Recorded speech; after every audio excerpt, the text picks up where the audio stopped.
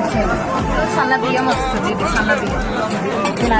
First ఒక ముద్ద ఇంటికి చెప్తుంది. ఇది ఆయన అంతే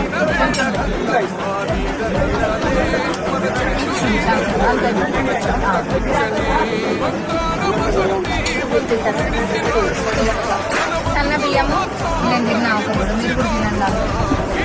నిన్న మనం వండుకొని ఉంటారు కదా. అదే మొన్ననే ఇచ్చింది.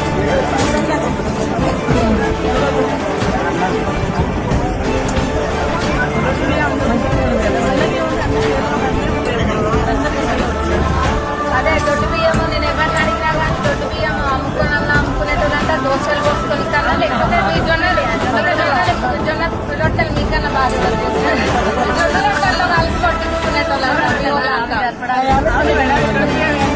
అదే దానికే వాడేటోళ్ళు అంట. మరి ఇది సన్న బియ్యం మనకు ఉపయోగపడుతుంది.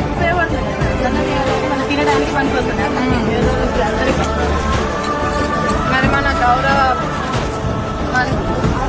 ముఖ్యమంత్రి వర్యులు ముఖ్యమంత్రి గారు అట్లనే civil supply minister Uttam Kumar Reddy గారు అందరు కలిసి అదే ఆలోచన చేసింది. ఇంత సొమ్ము ప్రభుత్వ సొమ్ము ఇంత పోతుంది కదా, పోతుంది కానీ అది ప్రజలకు ఉపయోగపడుతుందా లేదా?